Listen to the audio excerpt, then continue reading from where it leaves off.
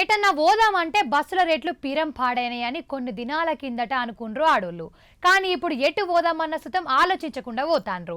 Free bus ఎక్కుతాండ్రు. కానీ ఇంట్లో ఆడోళ్ళకే free ఉన్నాయి, మోగోళ్లకు లేదు. వీళ్లకు డబ్బులు రేట్ అవుతుంది.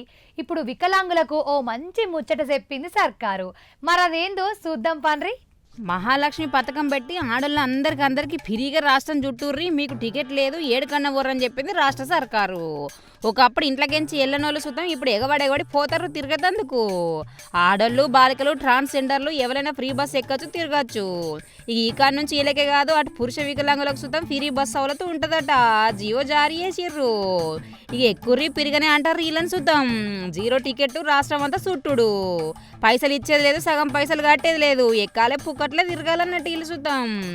ఆడోళ్ళకి ఇత్తన్నట్టు దివ్యాంగులకు సుతం ఫ్రీగా బస్ ఎక్కి పియ్యాలి, పుక్కట్ల టికెట్లు పెట్టాలని కొన్ని దినాల సంది సర్కారును కోరుతురు కొందరు. దీనికి సర్కారు గ్రీన్ సిగ్నల్ ఇచ్చింది పో.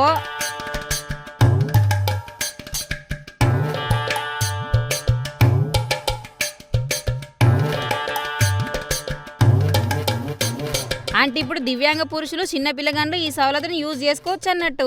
ఎన్ని దినాలు 100 రూపాయల టికెట్ ఉంటే అందులో 50 కట్టాలి. అంటే ఎంత టికెట్ ఉంటే అందులో సగం కట్టాలి అన్నట్టు. ఇక సగం లేదు పూర్తి లేదు, మీకు జీరో టికెటే. అయితే ఫ్రీ బస్ వచ్చిన కాడ నుంచి జనాలు ఎక్కువ తిరుగుతుర్రు. ఈ సవలతు లేనప్పుడు 25 నుంచి 30 లక్షల మంది బస్సులు ఎక్కితే ఫ్రీ బస్ వచ్చిన కాడ నుంచి 60 లక్షల దాకా ఎక్కుతుర్రట జనాలు.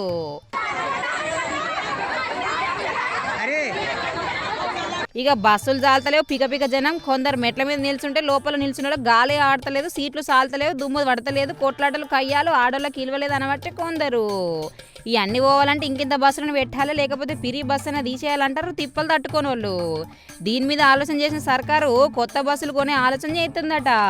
వీడికే కరెంటు బస్సులు వచ్చినాయి, అవి సిటీలో తిరుగుతున్నాయి. మరి రాను ఇంకెట్లుంటుందో, ఇంకెన్ని కొంటారో లేదో చూడాలి మరి.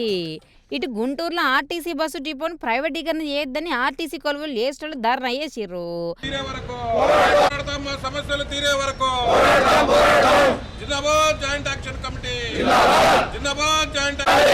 ఇవ్వరాదు కూడిపో గ్యారేజ్ ని ప్రైవేట్ వారికి, ఇవ్వరాదు కూడిపో గ్యారేజ్ ని ప్రైవేట్ వారికి కేటాయించాలి, వేరొక చోట ప్రైవేట్ వారికి కేటాయించాలి, వేరే స్థలాన్ని ప్రైవేట్ వారికి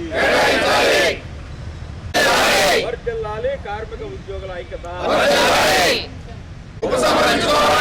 ఉపసంహరించుకోవాలి. మేనేజ్మెంట్ తన నిర్ణయాన్ని వెంటనే కరెంటు బస్సుల కోసం ఆర్టీసీ డిపోను కేటాయించుటేంది, కాకాని తన ఉన్న జాగా ఇయ్యురు కానీ ఇది అద్దు అని అంటారుగా ఇల్లు.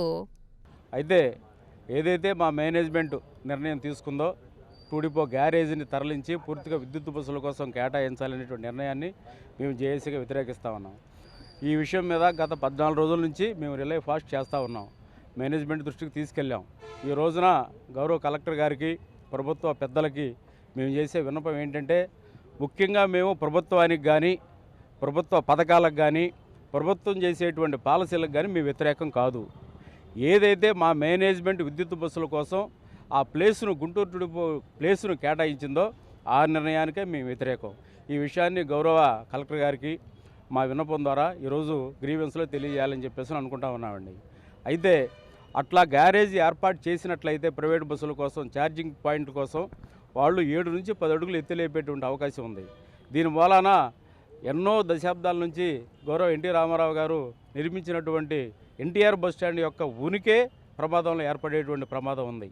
కాబట్టి ఆ ప్రైవేటు వారికి గ్యారేజ్ కోసం వేరొక చోట ప్రత్యామ్నాయంగా ఏర్పాటు చేయాల్సిన అవసరం ఉందని మేము విన్నపం చేస్తూ ఉన్నామండి. విషయం ఏంటంటే, మనము ప్రజల ద్వారా ఏర్పడిన ప్రభుత్వాలు, రాష్ట్ర ప్రభుత్వం కానీ కేంద్ర ప్రభుత్వం కానీ ప్రజల యొక్క వాళ్ళ అవసరాలను తీర్చడంలో భాగంగా ప్రజలకి ఉద్యోగులకు మంచి చేసే పథకాలను ప్రవేశపెట్టకుండా కార్పొరేట్ వ్యవస్థలకు మరియు పెట్టుబడిదారీ వ్యవస్థలకు ఉపయోగకరంగా వారు ప్రవర్తించడం చాలా అన్యాయం. ఇప్పుడు మాకున్న సమాచారం ప్రకారం ఈ ఎలక్ట్రిక్ బస్సులు అనేవి 50% ప్రైవేటు వారి భాగస్వామ్యము, 50% కేంద్ర ప్రభుత్వము ఉచితమైన సబ్సిడీ ఇస్తుంది. ఆ ఉచితమైన సబ్సిడీ అదే ఆర్టీసీ ద్వారా ఇస్తే ఆర్టీసీకి వచ్చే విద్యుత్ బస్సులు దాంట్లో ఉద్యోగస్తుల భాగస్వామ్యం పెరుగుతుంది. ప్రయాణికులకు కూడా మంచి సౌకర్యం అందించబడుతుంది. ఆర్టీసీ అనేది ఎంతో చిరకాలంగా ప్రయాణికుల మన్ననలు పొంది గిన్నిస్ బుక్ ఆఫ్ వరల్డ్ రికార్డులో కూడా మేము ఇచ్చిన సేవలకు పురస్కారం లభించబడినది.